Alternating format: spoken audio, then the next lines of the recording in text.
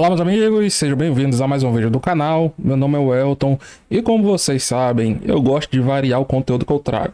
Eu trago aqui ações boas, ações ruins, ações muito ruins, ações médias, ações excelentes. E hoje eu vou trazer aqui a ação para quem gosta de confusão, meus amigos. Vou falar aqui das lojas Marisa e também do contexto do mercado relacionado ao varejo, certo? Como nós sabemos, não tem novidade nenhuma. O varejo é um setor bem arriscado, com margens pequenas, e no contexto de taxa Selic em 13,75%, tudo fica pior. Porque aqui as empresas ficam prejudicadas, o seu nível de endividamento dá uma pipocada. Para conseguir girar o seu negócio, capital de giro, aquele capital de curto prazo, fica mais difícil porque as taxas ficam maiores. E além disso, a população ela precisa de crédito para consumir. Então, a população sem crédito para consumir, o varejo sofre bastante.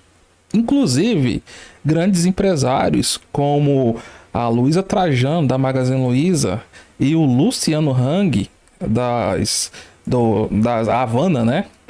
Eles já falaram aqui várias vezes da concorrência desleal de empresas como a Shein, Shopee e assemelhadas. Eles acham desigual, acham injusto aqui no Brasil eles pagarem impostos e lá eles não pagarem impostos, fora a taxa de juros elevada, certo? Então vou trazer para vocês aqui o Campos Neto. Eu já trouxe aqui ao longo da semana, mas quem não trouxe, só dá uma olhadinha aí no canal. O título do vídeo é esse daqui, ó.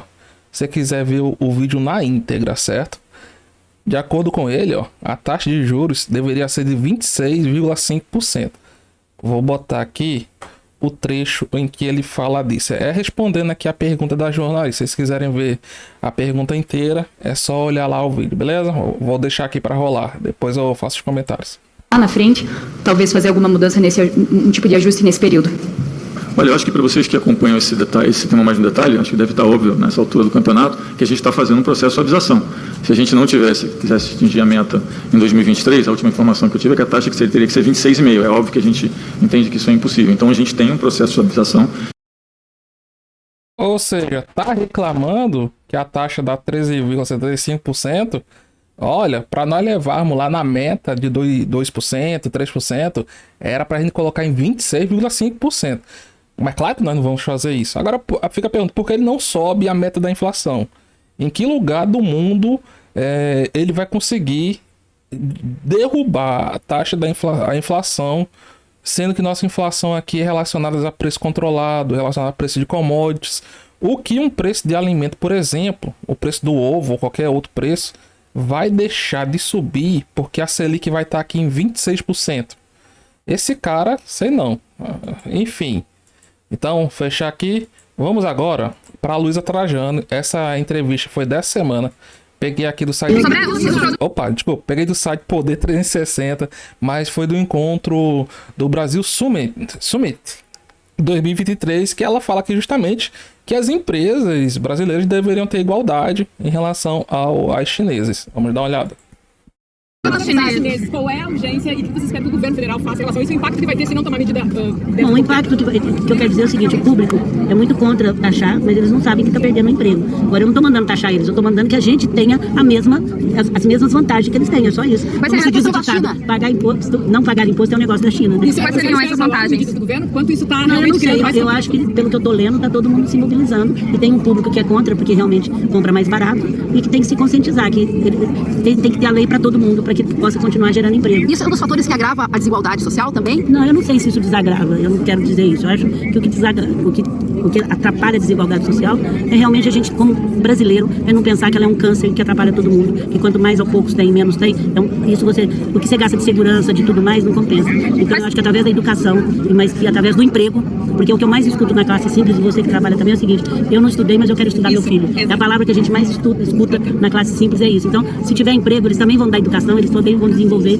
e o país automaticamente tem muita coisa boa, mas a gente precisa focar. Quais seriam essas vantagens dos produtos chineses que vocês querem ter igualmente? Se não seria pagar 37% de imposto. Só então seria... Ela fala aqui que a saída seria justamente a questão da tributação, né, em cima dos produtos brasileiros. Ela não falou com mais detalhes, mas aqui nesse podcast, já tem alguns meses, mas é da segunda metade de 2022, o Luciano Hang fala como é que seria aqui uma possível alternativa para diminuir, né, essa diferença entre os produtos chineses e os brasileiros. Isso é uma das coisas que poderia sim impulsionar o nosso comércio. Vamos dar uma olhada aqui. Produtos que vêm da China que o Brasil não vende, entendeu? Infelizmente a nossa indústria... Não, mas eu tenho uma ideia melhor. Até $50, ninguém paga imposto. Até $50, se é legal com eles, né? Então que seja para nós. Até $50, é o seguinte, você abastece o carro até $50, não paga imposto. Você vende um produto, qualquer produto que você venda no Brasil, aí nós vamos estar de igual condições, certo? Então, libera... A minha ideia foi essa. Não foi de taxar. Pelo contrário. A minha ideia é a seguinte: ninguém. Não, mas. Aí é outro lado, né? Aí é outro lado, né? Eu sou o seguinte: até $50 faz todo mundo igual. Você compra, vai lá na van, até $50, 55, 25, R$250, passa no caixa e ganha 50% de desconto. Sim, acho foda. Então, aquela compra de R$250 sai por 125. Seria muito melhor. Não é? Seria legal? Todo mundo é igual. Equalizar. E não taxar. Desde o princípio, nós não pedimos para taxar. A concorrência, na concorrência quando eu falo, a esquerda, ou principalmente esse pessoal que estão já dentro do Brasil e tem assessoria de imprensa, né? Eles disseram que nós queríamos taxação. Nós não queremos taxação. Nós queremos que todo mundo tenha uma concorrência igual. Não é isso? Sim, se você tem o teu podcast aqui, paga imposto. Né? Sim, paga imposto, né? Agora, se vem teu vizinho, faz um podcast e não paga nada, você fica... eu vou falar, porra. Ou eu vou falar, não vou falar pra ele pagar imposto. Eu vou falar assim, então deixa eu não pagar. Enfim, deu para ter a lógica aí. No exemplo aqui seria colocar um determinado valor em que as compras não seriam tributadas. Mas enfim, nada disso foi colocado em discussão ainda, mas dá para ver que há uma pressão dos grandes varejistas nesse sentido. Enquanto isso, por exemplo, varejistas como as lojas Marisa vão dando aqui resultado ruim em cima de resultado ruim, meus amigos. Lojas Marisa deu um aumento aqui, ó, de 670%, mas não no lucro, e sim no seu prejuízo. Em um trimestre, bateu lá mais de 188 milhões de reais em prejuízo.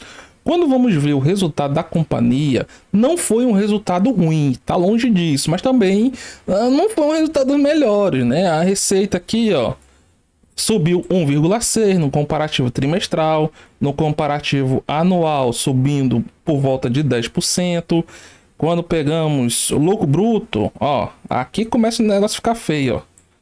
Os custos subiram muito. Quando você vê lucro bruto caindo assim, é porque os custos subiram. 25% no comparativo trimestral, no comparativo anual aqui menos, 4,5%, mas é só pegar aí vários períodos acumulados. E uma das propostas aqui para Lojas Marisa ficar menos sofrida seria uma capitalização aqui de 90 milhões de reais pelos acionistas controladores na sua divisão de pagamentos, a AM Pagamentos, certo? E quando vamos olhar aqui outros pontos, ó, por exemplo, a empresa fala que teve aqui crescimento de margens, etc. Ficou menos pior, mesmo assim não conseguiu dar resultados bons. A companhia deixou aqui, ó, de forma clara, o que foi que pressionou seus resultados, ó. Resultado financeiro, ou seja, o quanto que ela paga aqui, a diferença que ela paga e recebe de juros, ó. Em 2022, ela pagou 360 milhões em juros contra mais ou menos 198 em 2021. De acordo com a companhia, ó, a redução do seu resultado financeiro deve-se principalmente ao custo de rolagem de sua dívida no MBank em função do aumento das taxas de juros e da queda do seu caixa. Por quê? Está queimando caixa, está numa situação complicada. E o lucro líquido, que no caso não é lucro líquido, no anual chegou a uma perda aqui de 391 milhões de reais, enquanto que no trimestre foi aquilo lá que nós vimos, ó. Aumento de 668%, 668%, ó, no prejuízo, e no anual aumento de 320%, saltando de 93 milhões de reais de prejuízo em 2021 para 391 em 2022, meus amigos. O negócio tá muito bom, não. Então, com mais esse resultado, as lojas Marisa chegaram agora, ó, a um prejuízo acumulado de mais de 1 bilhão e 67 milhões de reais. Então veja que a situação dela não está nada fácil, e no contexto de Selic alta e sem perspectiva de baixar, não deve ficar tão fácil assim. Então, na minha opinião, varejo é aquele setor que não vale a pena você investir. Mas se for investir, vamos colocar pelo menos nas empresas menos pior, empresas que têm margens melhores, que têm aqui um nível de competitividade melhor.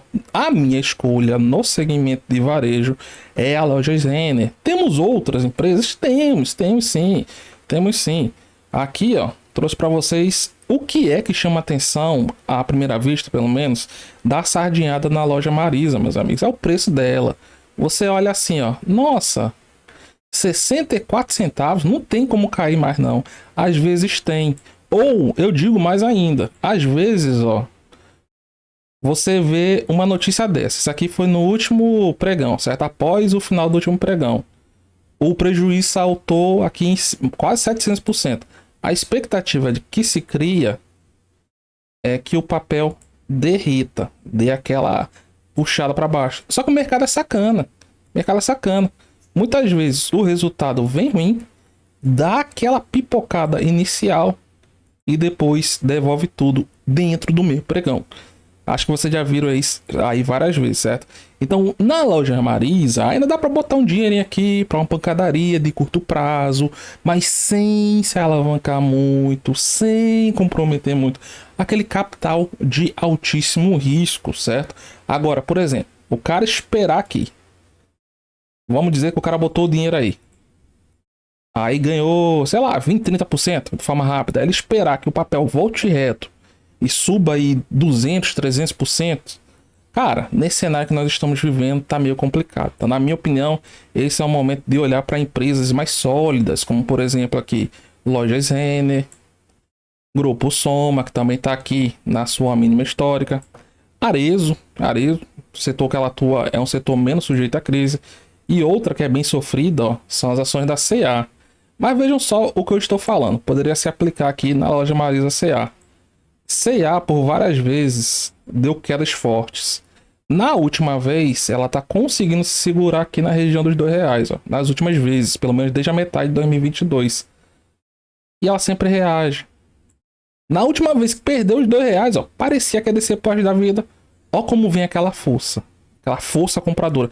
Mas, para daqui a alguns meses, isso aqui tá aqui novamente e descer lá para abaixo de R$1, é um pulo. Não tem como você saber disso. Agora, tem como você se precaver e saber dos riscos dessas ações que aparentemente são tão baratinhas que você fala assim, nossa, vou mexer dessa ação. Que mal pode acontecer? Cara, quando você tá dentro, você percebe o mal que ela fez. Então, tomem cuidado com esses ativos mais perigosos, certo?